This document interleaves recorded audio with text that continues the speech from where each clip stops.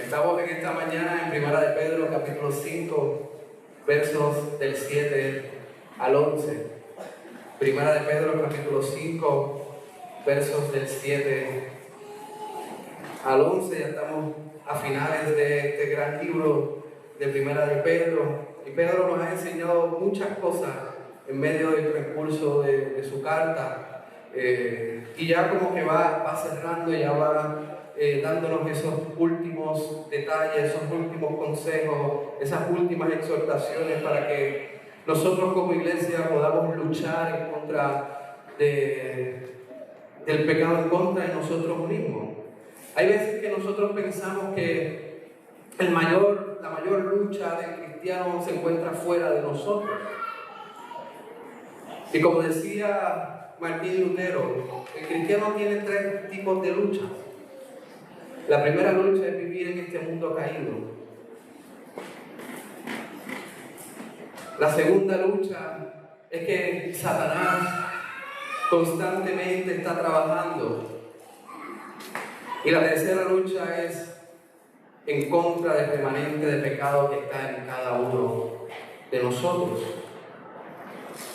Así que, si usted cree que la mayor lucha de usted es luchar en contra del pecado de sus hijos, o tolerar las manías de su esposa o de su esposo, o tratar de lidiar con el compañero de trabajo, que es sumamente difícil, déjeme decirle que ese no es el problema más grande que usted se está enfrentando.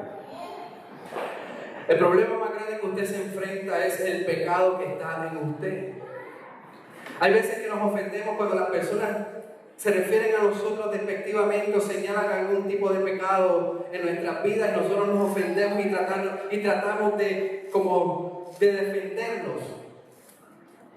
Pero la gran realidad es que el pecado que esa persona está señalando en nosotros no hace ni 1% de todo el pecado que realmente hay en nosotros.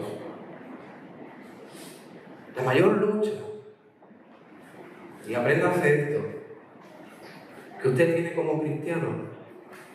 Sí, usted lucha con el mundo, sí, usted lucha en contra de Satanás, pero la mayor lucha es en su corazón. Es tratar de suprimir, de cancelar, de aniquilar, de mortificar el pecado que aún queda en cada uno de nosotros. Y en esta mañana vamos a ver cómo el apóstol Pedro nos llama a poner todas nuestras cargas a los pies de Dios.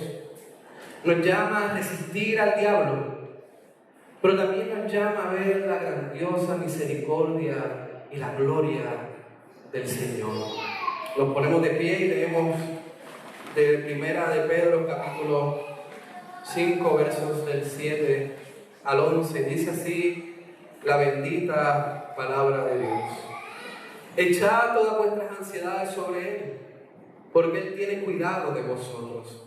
Sed sobrios y velad, porque vuestro adversario, el diablo, como león rugiente, anda alrededor buscando a quien devorar, al cual resistid firme en la fe, sabiendo que los mismos padecimientos se van cumpliendo en vuestros hermanos en todo el mundo.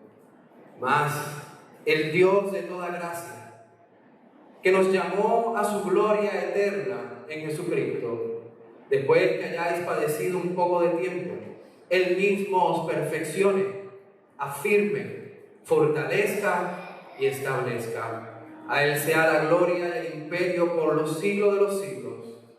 Amén. Pueden tomar asiento. Aquellos que toman nota, he dividido este sermón en 3 puntos.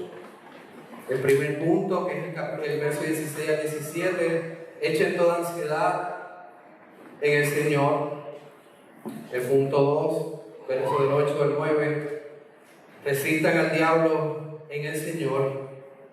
Y del verso 10 al verso 11, el tercer punto, Dios nos llamó a su gloria eterna en el Señor. Y vamos, si miramos el verso 7, el apóstol Pedro comienza diciendo en este verso: echad todas vuestras ansiedades sobre Él. Y digo, comienza este verso, pero en los papiros originales no estaba dividido el verso, pero por el propósito de poder seguir el mensaje, en el verso 7 comienza a echar todas vuestras ansiedades sobre Él. En esta porción el apóstol Pedro nos da las razones por las cuales debemos de echar nuestras cargas en el Señor. ¿Por qué nosotros debemos de venir a Dios y echar nuestras ansiedades, nuestras cargas delante de Él? Hermanos, porque lo que Él dice en el verso anterior, en el verso 6, humillaos pues bajo la poderosa mano de Dios, para que Él os exalte cuando fuere tiempo. Aquí el apóstol Pedro nos dice confiar en las manos del Señor, confiar en el Dios Todopoderoso. Y el verso 7 dice, echar todas vuestras cargas sobre Él, todas sus ansiedades, a los pies del Señor.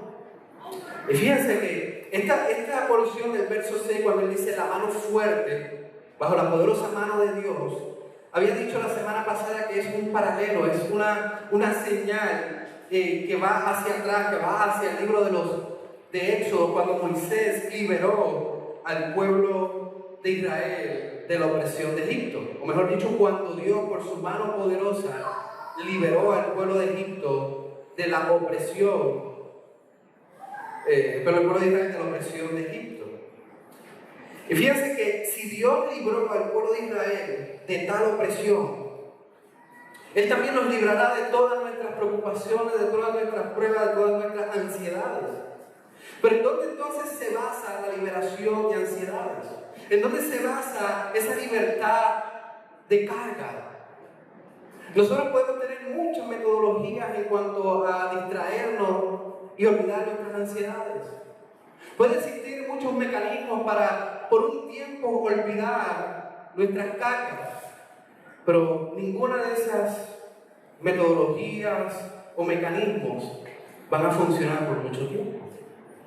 Nuestras ansiedades, la liberación de ansiedad y de problemas o de cargas, vienen exclusivamente en el Señor Jesucristo. Viene el poder entender que Él nos libró del mayor problema que nosotros podíamos tener en nuestras vidas. Y ese mayor problema que nosotros teníamos en nuestra vida era la ira de Dios sobre nosotros. Era el caminar en el mundo, era luchar y caminar en contra de Dios. Pero Dios mismo envió al libertador. Dios mismo envió al Señor Jesucristo para que nos liberara del yugo del pecado y de la muerte, así como liberó al pueblo de Israel del yugo de la opresión del pueblo de Egipto. En Lucas capítulo 9, versos 30 al 31, literalmente, el Señor Jesús dice que Él es el Éxodo.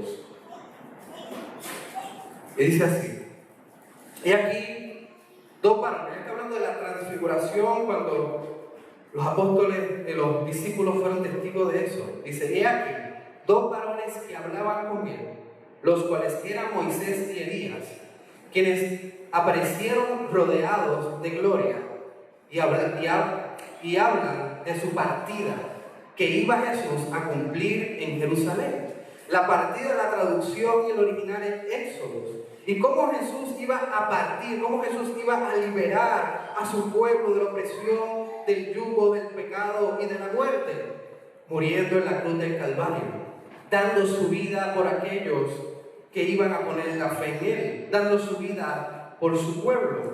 Y la realidad es que esta es la manera en que Dios nos libera de ansiedades, nos libera de las cargas en nuestra vida, pensando en que en algún momento, en algún punto en nuestra vida ya no vamos a luchar con eso.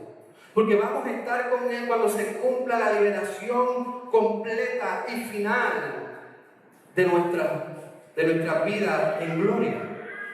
Pero ahora en estos momentos también hay una liberación.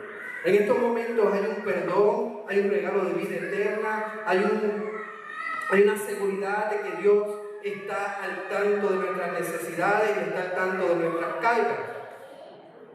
Y la realidad es que si nos llamó a la salvación por medio de la muerte de Jesús, Dios también tiene gran cuidado poderoso de su pueblo.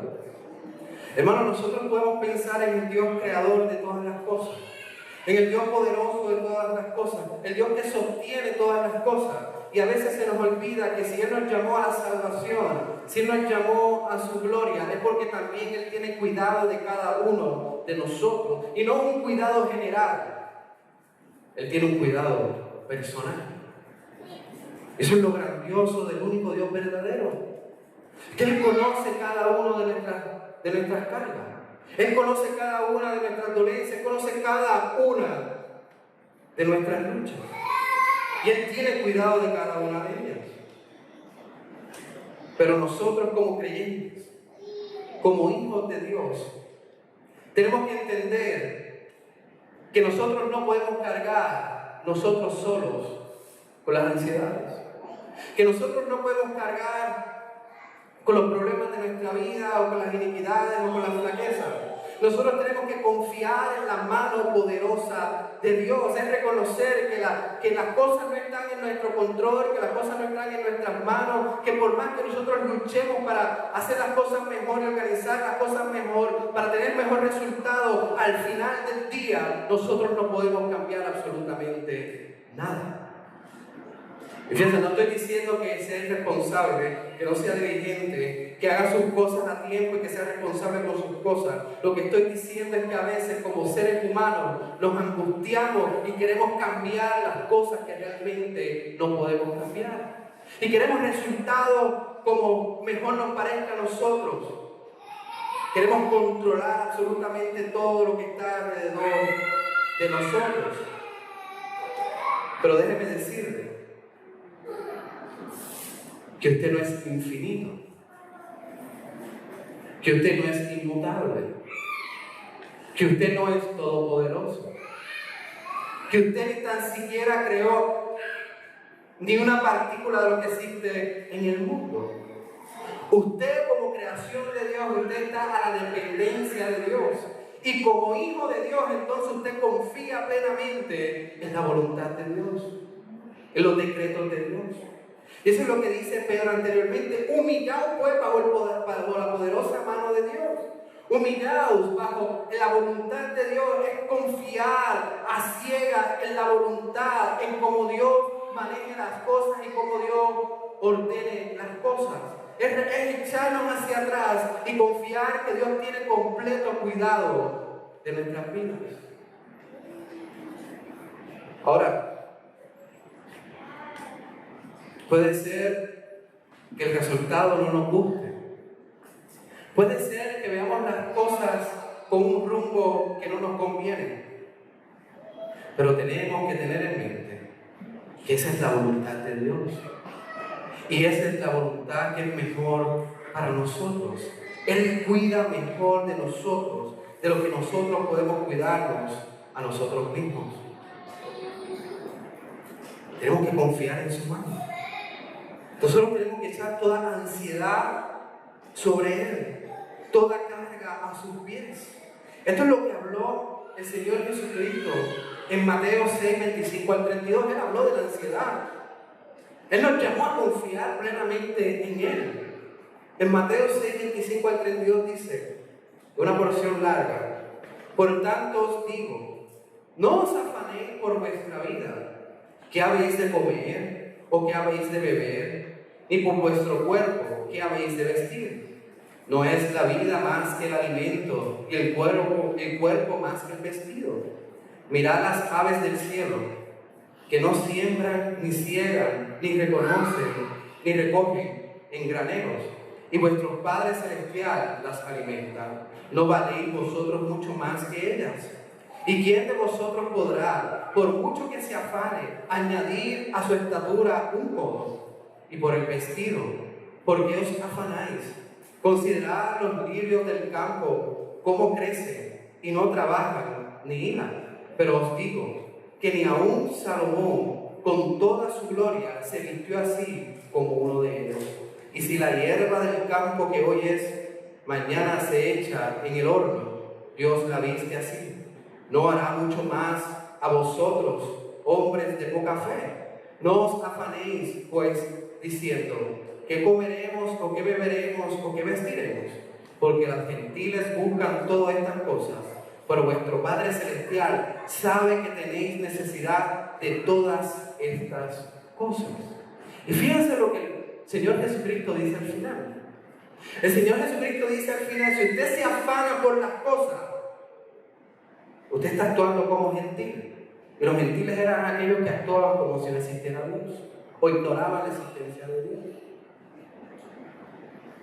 Eso el Señor Jesucristo nos está diciendo, no se preocupen, no se afanen, confíen en el Señor, confíen en Dios, dejen toda ansiedad a los pies de Dios. ¿Y qué es la ansiedad? La ansiedad es la falta de confianza a la mano poderosa de Dios. Usted tiene ansiedad, usted no tiene ansiedades, fíjense. Y el apóstol Pedro lo dice de esa manera, no lo dice en plural, lo dice en singular. La ansiedad, cuando nosotros hablamos de ansiedad decimos ansiedades, pero es ansiedad. ¿Y qué es la ansiedad? Es singular, porque la ansiedad es la falta de confianza a algo. Y mayormente nosotros como cristianos entonces viene la ansiedad por la falta de confianza en la mano poderosa de Dios. ¿Y qué trae la ansiedad? Le voy a decir lo que trae la ansiedad. Algunas personas tienen ansiedad y se autodiagnostican con depresión. Y luego que se autodeterminan con depresión, entonces quieren buscar medicamentos que en lugar de quitar la depresión, añaden más la depresión, porque se han diagnosticado de una manera errónea. La ansiedad es la falta de confianza en la mano de Dios, es preocuparse por todo de manera afanada, es preocuparse por el porvenir de su familia, por qué van a comer, por qué van a vestir, qué será del futuro de mis hijos, qué será del futuro de mi esposa, en qué va a parar mi familia, en qué va a parar mis nietos, a dónde van a llegar mis seres queridos, cómo voy a sustentarme cuando sea viejo, qué voy a hacer de aquí a 30 años. Todo este tipo de cosas trae ansiedad. La ansiedad también viene por falta de seguridad en el Señor y también por un deseo incontrolable de bienes. Y el apóstol Pedro dice, dejen toda carga. Y la carga que él dice como si lleváramos un bulto y dejemos ese bulto, esa carga a los pies del Señor. Él dice, confíen en el Señor. Dejen sus ansiedades en mis pies. Usted quizás no vea las cosas hoy, pero el Señor tiene cuidado de su futuro. Él tiene cuidado de cada uno de los detalles de su vida. Él dice que dejemos la ansiedad sobre Él. Nosotros nos preocupamos diligentemente por lo que nos toca. Debemos de trabajar, debemos de cuidar las cosas que nosotros tenemos, debemos de instruir a nuestros hijos en el camino del Señor, debemos de ser obedientes a la palabra de Dios, debemos de hacer todo lo que Dios nos llama a hacer. Pero al final de toda nuestra responsabilidad seguimos siendo creación de Dios. Y debemos de confiar en el cuidado de Dios, dejando toda ansiedad a los pies de Él, que tiene cuidado de nosotros. Él nos cuida personalmente. Él tiene cuidado de sus hijos de manera personal. Sigamos lo que Pedro nos dice en el versículo 16. Humillaos pues sobre la poderosa mano de Dios. En el verso 8 al 9 dice, sed sobrios y velad, porque vuestro adversario el diablo como león rugiente anda alrededor buscando a quien devorar. Resistir al diablo en el Señor. Pedro nos dice, dejen todas cargas a los pies del Señor, pero fíjense, estén atentos, sean sobrios y velados, porque el diablo está como león rugiente buscando a quien devorar. Y fíjense que él señala al diablo, a Satanás, como nuestro adversario, como nuestro enemigo. Pero tenemos que poner en posición a Satanás. ¿Y qué quiero decir con posición? Tenemos que tener una mente clara de lo que es él. Muchos círculos evangélicos le dan demasiada importancia a Satanás, al punto de que cada uno de los pecados que cometen es culpa de Satanás. Cada una de las tragedias y resultados en la vida de una persona le echan la culpa a Satanás. Es como tratando de quitar la responsabilidad del hombre y poniéndolo en el diablo. Y no pueden hacer absolutamente nada porque si van a la cocina, ahí está el diablo. Si van a trabajar, ahí está el diablo. Si prenden la televisión, ahí está el diablo. Y le dan una importancia demasiado grande que no le corresponde a Satanás. Él está como león rugiente, sí, buscando a quien devorar. Y si él trabaja constantemente, si él está buscando a quien devorar, él está trabajando constantemente. Pero no le podemos dar una posición que él no tiene. Aún el poder de Satanás es limitado por Dios. Recuerden, Satanás es creación de Dios, Satanás no es Dios. Y si usted ha leído el libro de Job, usted ve cómo Satanás fue limitado por Dios. Satanás está bajo la autoridad, está bajo el dominio de Dios. No le demos la importancia que no merece, ni la posición que no merece. Sigue nuestro enemigo, sigue nuestro adversario, pero no le eche la culpa a él por la iniquidad y por el pecado que hay en su corazón. Pero tampoco le quitemos la importancia. Y mayormente en círculos reformados hay en ocasiones que tratamos de minimizar a Satanás y el poder de Satanás.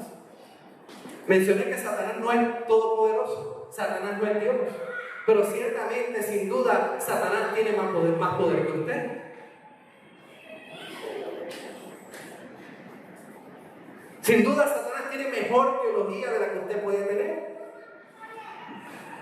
Sin duda, Satanás conoce mejor a Dios de lo que usted lo conoce. Pero hay algo que Satanás también conoce. Satanás conoce su debilidad. Satanás conoce como decimos nosotros, de la pata de la cual usted cojea.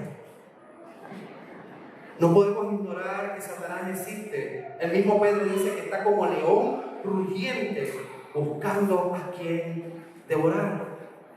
Pero tampoco le demos la posición que no merece. Hace años, cuando yo comencé en el Evangelio, cuando Cristo me salvó, y yo creo que muchos han escuchado esta historia, yo fui a un retiro carismático. Y ese retiro carismático fue un predicador. Y el predicador habló más de Satanás y más de los demonios de lo que mencionó la redención y la salvación en Cristo Jesús. Me habló más de cómo iba a morir la gente que estaba allí presente, de lo que era el Evangelio. No me habló acerca de lo que significaba el Evangelio, de lo que significaba el perdón de nuestros pecados en Cristo Jesús. Pero me habló de demonios, me habló de diablos, hasta el punto que, si no estoy exagerando, estuve como 2 o 3 días soñando con demonios, de tanto que escuché demonios y Satanás. Pero aquí vemos que se le ha dado una importancia exagerada a lo que es Él. En muchas ocasiones se ha minimizado la redención, la salvación, el perdón y el poderío de Dios. Pero tenemos que estar claros, no podemos ignorarlo y no podemos darle la posición que no tiene. Su poder es limitado, pero va destruyendo todo lo que puede alcanzar, va devorando todo lo que puede alcanzar, va dañando todo lo que puede alcanzar. Y si Satanás en algún momento, en alguna ocasión, de alguna manera, también nos tienta a nosotros. Tienta a las personas a pecar de muchísimas maneras. En Mateo 4, 2 al 3 lo vemos de esta manera cuando dice: tentando al Señor Jesucristo, y después de haber ayunado 40 días y 40 noches tuvo hambre. Y fíjense lo que dice: y vino el tentador y le dijo: si eres hijo de Dios, di que estas piedras se conviertan en pan. Estaba tentando al Señor Jesucristo a pecar. Pero Satanás también es un obstáculo para el avance, para la propagación del Evangelio y su cumplimiento. Y el apóstol Pedro fue testigo de esto. El apóstol Pedro vio como en una de sus palabras, una de sus intentos de aconsejar al Señor Jesús, le salió mal, porque en lugar de seguir con el propósito del Evangelio y la redención, Pedro, sin saberlo, se unió al propósito de Satanás. Cuando en Mateo 16, 21 al 23 dice: desde entonces comenzó Jesús a declarar a sus discípulos que le era necesario ir a Jerusalén y padecer mucho de los ancianos, de los principales sacerdotes y de los escribas, y ser muerto y resucitar el tercer día. Escuchen esto. Entonces Pedro, tomándolo aparte, comenzó a reconvenirle, diciendo: Señor, ten compasión de ti. En ninguna manera esto te acontezca. Pero él, volviéndose, dijo a Pedro: quítate de delante de mí, Satanás. Me eres tropiezo, porque no pones la mira en las cosas de Dios, sino en las de los hombres. Así que en propósito, no podemos decir que Pedro estaba poseído por Satanás. Aquí estamos viendo que en propósito Pedro quería obstruir la muerte del Señor Jesucristo para la redención de su pueblo. Así que Satanás va a encontrar oposición cuando usted trate de evangelizar, cuando usted trate de hablar de las buenas nuevas, cuando usted llame al pecador y le diga que se arrepienta y ponga la fe en el Señor Jesucristo. Va a haber oposición del enemigo. Va a haber oposición del enemigo.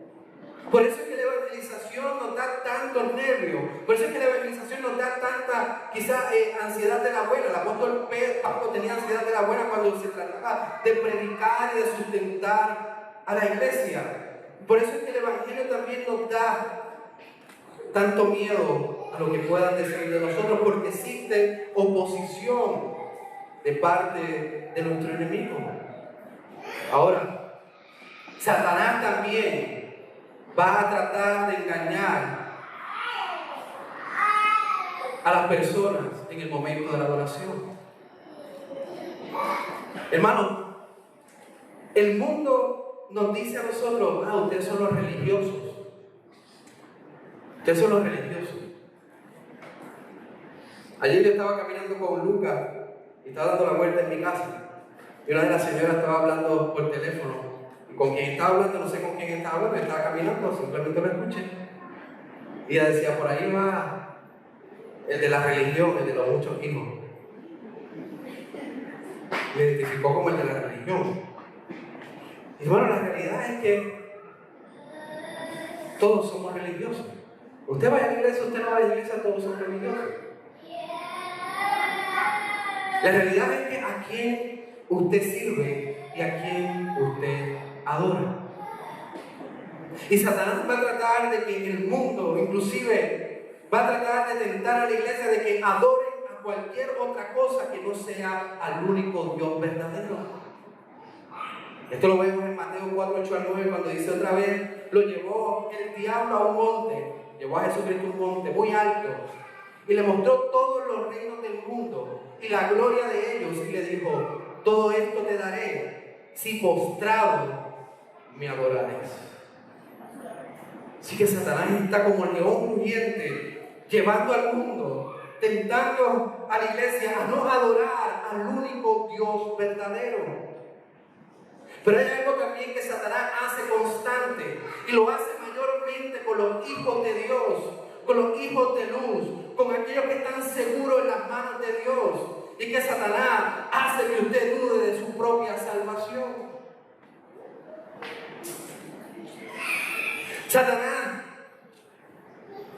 quizás lo lleve a pensar y le diga: si tú fueras cristiano, no harías lo que haces. Si tú fueras cristiano, no pensarías como piensas. Si tú fueras cristiano, tratarías a tu esposa o a tu esposo de una mejor manera. Si tú fueras cristiano, realmente tu vida sería completamente diferente. ¿Y cómo él hace esto? Él va constantemente acusándonos. Eso es uno de los títulos de Satanás, el acusador. Y cuando usted peca, déjame decirle, cuando usted peca, porque usted no ha llegado a la perfección, aún usted peca, aún usted en ocasiones cae en transgresión, usted cae en malos pensamientos, y cuando usted peca, y usted recibe el perdón del Señor Jesucristo, usted le dice: Dios mío, perdóname por mis pecados, por mis pensamientos, por mis acciones. Usted viene delante de aquel que es fiel y justo para perdonarlo. Pero entonces Satanás y nuestro enemigo viene en nuestro lado y nos dice: no eres perdonado, no eres perdonado, no eres perdonado. De esa manera también tienta a la iglesia, hermanos. No podemos ignorar a Satanás. Está como león rugiente buscando a quien devorar. Pero déjeme decirle que ese león rugiente puede salir corriendo como un gatito. Cuando la iglesia resiste, cuando la iglesia se para firme. No estoy diciendo se para perfectamente, porque ahora estamos en gloria, pero se para firme. Está claro que está buscando a quien devorar. Está claro que no descansa, pero resiste. ¿De qué manera? Estando sobrios y velar. La realidad es que el mundo y la tecnología y los quehaceres de la vida nos han arrobado, nos han dormido. Sentimos cosas que no debemos de seguir, pasamos el tiempo en cosas que no tenemos que pasar.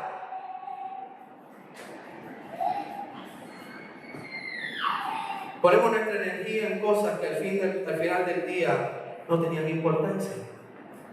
Hermano, el Señor Jesucristo le dice a los discípulos allí en el jardín, le dice: velar y orar. Y ellos se durmieron. Nosotros, la iglesia en el siglo XXI, a veces nos dormimos pero estando despiertos. A veces invertimos nuestro tiempo en cosas vanas, en cosas que no valen la pena. Y cuando miramos hacia atrás hemos estado dormidos, no hemos estado sobrios, no hemos estado velando. Y cuando miramos hacia atrás, los desastres ya están ahí, a la puerta de nuestra vida. El pecado adormece nuestra conciencia.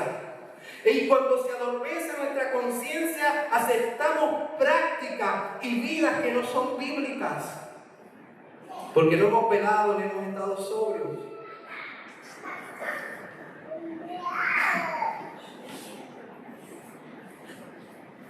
Cuando dejamos de velar, comenzamos a hacer esas cosas que no son voluntad de Dios. De tanto que se presentan a nuestra vida, lo que no es la voluntad de Dios. Cuando dejamos de velar y ser sobrios, comenzamos a adoptar, le damos la bienvenida, aceptamos cosas que no están bien delante de Dios. Pero el apóstol Pedro nos dice: al cual resistir firme en la fe. Resistir firmes en la fe. Si usted sigue en el pecado, si usted sabe que usted peca, usted tiene un patrón de pecado, usted no está resistiendo a Satanás. Usted no está resistiendo. En lugar de usted obedecer y resistir, lo que está ocurriendo es que usted está creando habilidad. Usted está creando músculos para continuar pecando.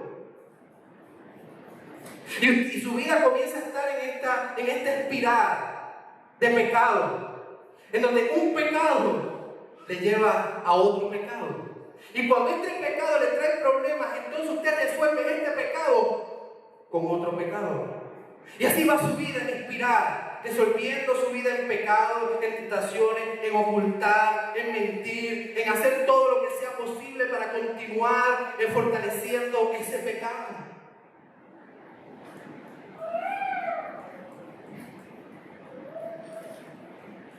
Déjeme decirles que el pecado más fácil de luchar es el pecado que se ve. El pecado que los demás ven, para usted quizás sea más fácil usted luchar y usted aparentar una vida de piedad, una vida de entrega a Dios, una vida sumisa a Dios, una vida de resistencia. Esos pecados que son externos son bien fáciles de dominar. Los pecados más difíciles son los pecados cuando usted está solo, cuando usted está en su intimidad, cuando nadie lo está viendo, cuando nadie sabe sus pensamientos, cuando nadie en la oscuridad puede verlo. Ahí es que está la lucha más grande que usted puede tener en su intimidad. Pero el apóstol Pedro nos da la vía para salir de eso.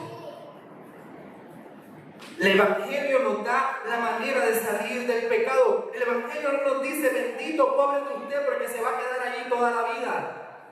El Evangelio nos dice, tenemos un gran Salvador que murió en la cruz del Calvario para que usted salga del pecado, para que usted sea perdonado, para que usted disfrute del gozo de la salvación en Cristo Jesús. Y Él dice, resistir firme en la fe. ¿Y qué es resistir en la fe? Resistir en la fe no es mantenerse en la tentación y en el pecado. En diferentes porciones de la Biblia vemos que una y otra vez nos dice huir. Hermano, el ejemplo clásico de huir del pecado es de José. Cuando José, la esposa de su jefe, incitó a José a tener intimidad con él, José salió corriendo desnudo. Él huyó del pecado. Pero la Biblia en ocasiones, muchas veces nos dice que esta es la manera de resistir el pecado. En 1 Corintios 6:18 dice huir de la fornicación. En 1 Corintios 10:14 dice huir de la idolatría.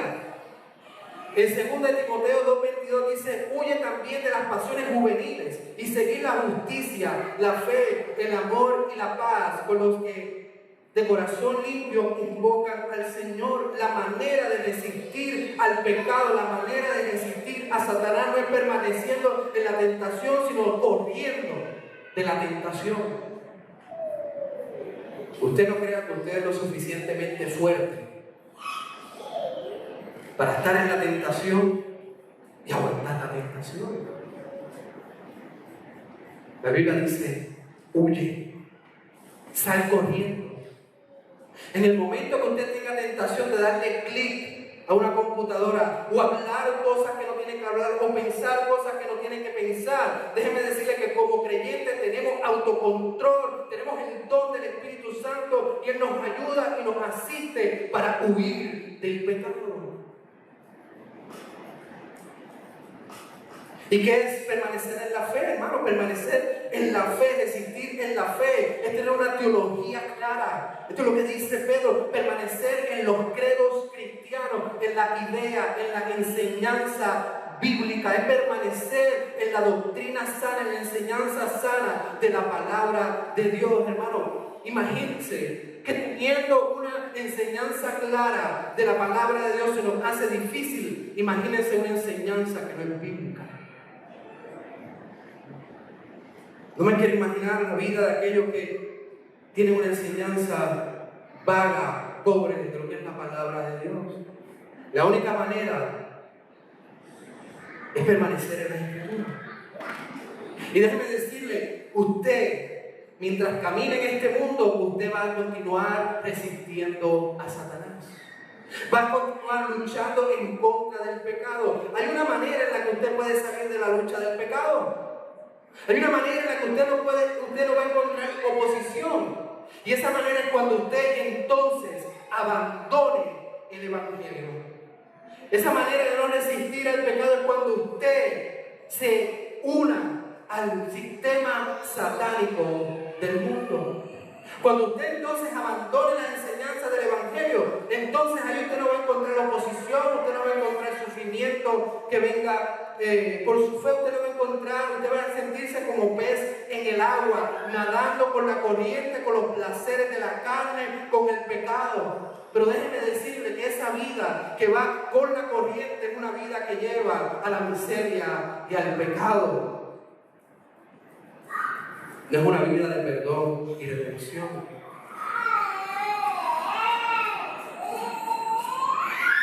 Pero dice algo, es mantenernos firmes en la fe, en la promesa del Evangelio, de que si Cristo nos llamó para salvación, Él nos sustenta, Él nos guarda, Él nos cuida, Él permanece y Él establece, Él cuida de nuestra salvación. Él tiene, en sus manos nuestra salvación está segura, porque dependemos de Cristo.